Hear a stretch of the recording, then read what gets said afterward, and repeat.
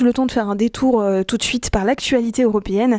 Et c'est avec vous, Olivier Singer. Bonjour Olivier. Bonjour Bénédicte. Alors la Commission européenne a présenté le 22 mars une nouvelle législation qui vise à s'attaquer au greenwashing.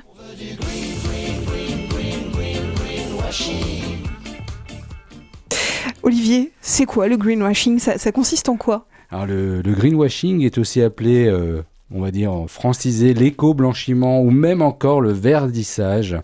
C'est un terme qui est apparu à la fin des années 70 quand les consommateurs ont commencé à se rendre compte que certaines industries détruisaient la nature et qu'il fallait prendre soin de notre environnement. Il est aujourd'hui fréquemment utilisé dans les médias, mais aussi sur les réseaux sociaux ou par les influenceurs. Greenwashing, c'est une contraction du terme whitewashing, blanchir ou dissimuler en anglais, et du terme green, la couleur verte, mais au sens environnemental. Pour l'ADEME, l'Agence de la transition écologique, le greenwashing consiste pour une entreprise à orienter ses actions de marketing et sa communication auprès du public en utilisant l'argument écologique de manière trompeuse pour notamment améliorer son image et celle du produit. C'est notamment l'utilisation d'arguments verts dans les publicités afin de présenter un produit comme le plus durable qu'il ne l'est réellement. C'est du greenwashing.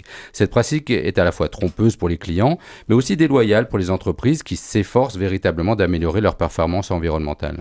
Olivier, est-ce que vous avez des exemples du coup à nous donner ? Alors on trouve du greenwashing dans quasiment tous les secteurs, la mode, les cosmétiques, les produits de nettoyage, l'agroalimentaire, l'automobile, voire les banques. Le greenwashing peut consister en l'utilisation de la couleur verte pour faire croire au caractère naturel du produit. Il y a aussi l'utilisation de photos de paysages, de nature, de forêts, de plantes qu'on va retrouver sur certains emballages. Le greenwashing peut aussi se caractériser par l'utilisation d'un champ lexical assez vague, trompeur, comme un parfum avec des extraits naturels, fraîcheur naturelle, écologique, qui peut laisser croire que le produit est sain et respectueux de la nature et sans en apporter la preuve. Alors, l'entreprise peut également minimiser ses impacts négatifs sur l'environnement en mettant en avant ses produits les plus respectueux de l'environnement, tout en ignorant les impacts environnementaux de ses activités. On a beaucoup reproché ce type de greenwashing à Total, par exemple, voire à EDF. En 2020, la Commission européenne avait analysé 150 allégations de type emballage composé de plastique recyclé ou émissions de carbone neutre ou empreinte climatique réduite qui figuraient sur des emballages ou des publicités. Et selon cette étude, plus de 53% de ces allégations étaient vagues, trompeuses et 40% d'entre elles n'avaient même aucun fondement.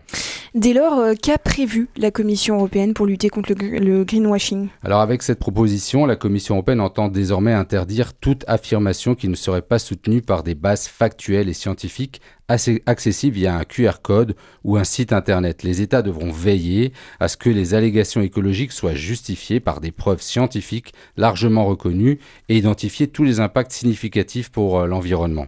Dans le viseur de la Commission européenne, il y a également la grande variété des labels verts. L'Union en a dénombre près de 230 différents. Tous ces labels perdent les consommateurs et suscitent au final un scepticisme total général.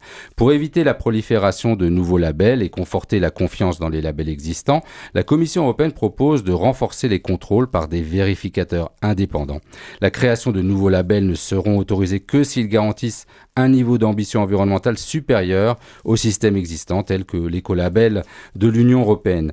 Avec les nouvelles règles, ce serait près de la moitié des labels actuels qui pourraient disparaître. Mais si globalement ce texte est bien accueilli, certaines ONG auraient souhaité qu'il aille plus loin en interdisant notamment l'étiquetage controversé neutre en carbone.